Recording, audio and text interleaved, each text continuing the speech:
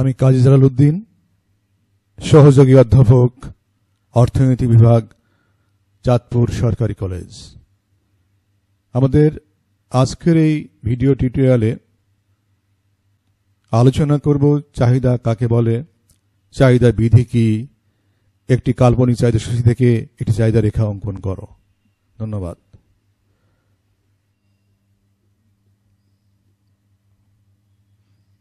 আজকে আমাদের অর্থনীতির গুরুত্বপূর্ণ বিষয়, যেটা সবসময় আমাদের যে কোনো আলোচনায় অর্থনীতি নিয়ে আলোচিত হলেই বিষয়টা নিয়ে আলোচিত হয়, সেই বিষয়টি হল চাহিদা।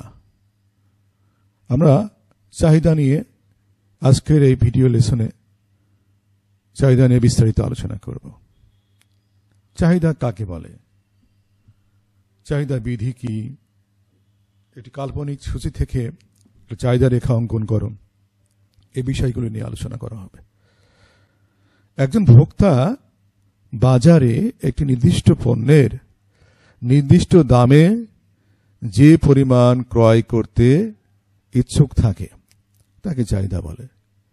তবে এক্ষেত্রে লক্ষণীয় বিষয়, চাহিদা হতে গেলে অবশ্যই তিনটা বৈশিষ্ট্য বা শর্ত পূরণ করতে হবে। নাম্বার 1, কোনো দ্রব্য পাওয়ার ইচ্ছা বা আকাঙ্ক্ষা। 2 নম্বর শর্ত হচ্ছে সেই দ্রব্যটি ক্রয়ের সামর্থ্য বা আর্থিক সামর্থ্য। সবশেষে সেই সামর্থ্য ব্যয় করে দ্রব্যটি ক্রয় করার ইচ্ছা থাকলেই তবেই চাহিদা বলে।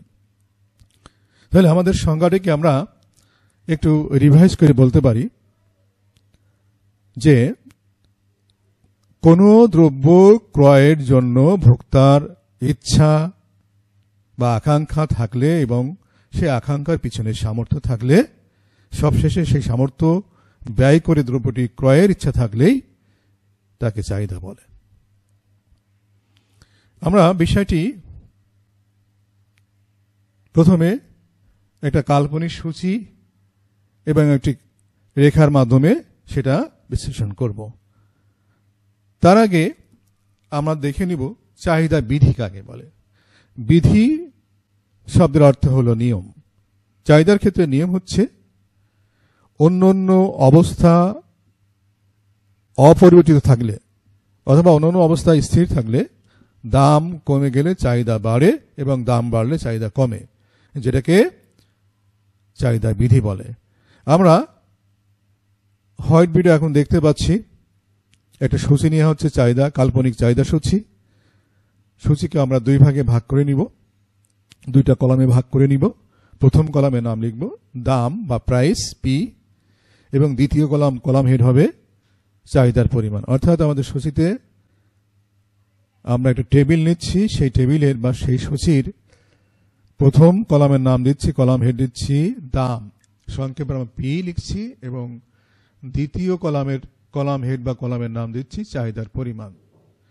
অর্থাৎ দামের সাথে চাহিদার পরিমাণের সম্পর্ক করে আমরা কাল্পনিক চাহিদা সূচি অঙ্কন করছি।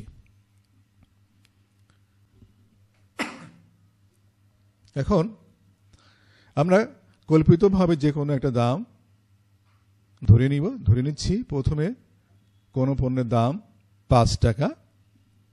এই 5 টাকা দামে একজন ভোক্তা যে কোনো পণ্য 10 একক ক্রয় করতে চায়, তার সেই সামর্থ্য আছে বা সেই সামর্থ্য ব্যয় করার ইচ্ছা আছে, তবে সেক্ষেত্রে এটা চাহিদা হবে। এখন দাম কমে গেল, পরবর্তী সময়ে দাম কমে 5 টাকা থেকে 4 টাকা হলে চাহিদার পরিমাণ বেড়ে 10 একক থেকে 15 একক হলো। আমরা জানি দাম কমলে চাহিদা বেড়ে যায়, এটা চাহিদা বিধির কথা।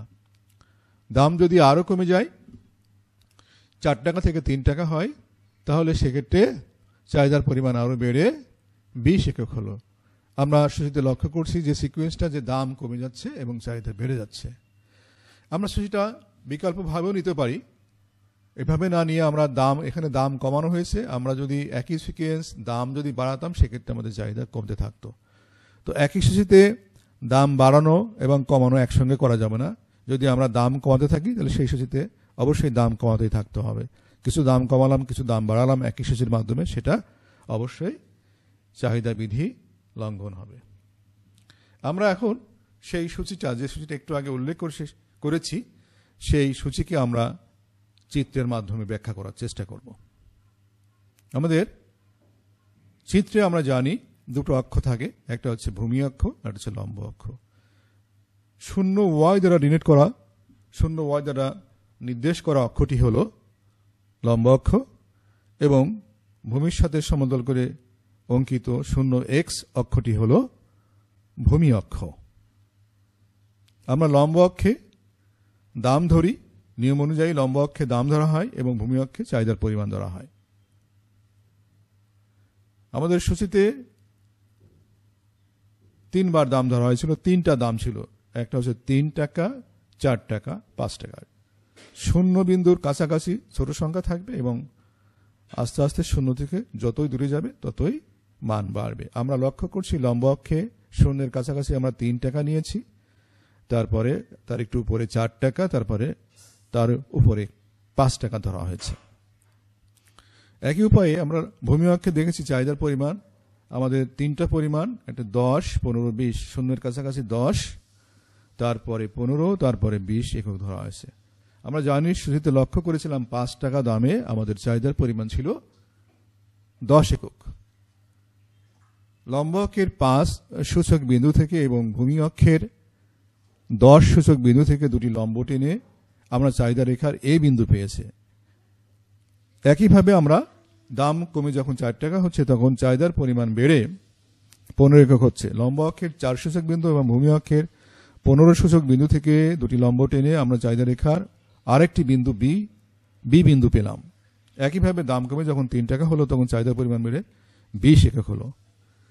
আমরা লম্ব অক্ষের 3 সূচক বিন্দু এবং ভূমি অক্ষের 20 সূচক বিন্দু থেকে দুটি লম্ব টেনে সেখান থেকে চাহিদা রেখার সি বিন্দু পেলাম। সব শেষে লক্ষ্য করছি, সব শেষে আমরা এ, বি, সি এই 3টা বিন্দু যোগ করে একটা সরলরেখা অঙ্কন করলাম, যেটা নিম্নগামী সরলরেখা, তার নাম দিলাম ডি প্রাইম। এই ডি প্রাইম রেখাটি হলো আমাদের কল্পিত চাহিদার সূচির অঙ্কিত লেখচিত্র, অর্থাৎ এই কাল্পনিক চাহিদা সূচি থেকে অঙ্কিত চাহিদা রেখা। তো বিষয়টা আমাদের সবার কাছে স্পষ্ট হয়েছে।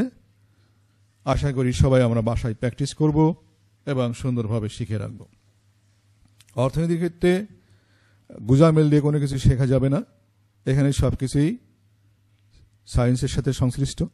সুতরাং যৌক্তিকভাবেই চিত্র অঙ্কন করতে হবে, যৌক্তিকভাবেই আমাদের কোনো প্রশ্নের উত্তর লিখতে হবে। সবাইকে ধন্যবাদ। পরবর্তী সময়ে আমরা চাহিদার পরবর্তী অংশ নিয়ে আলোচনা করব।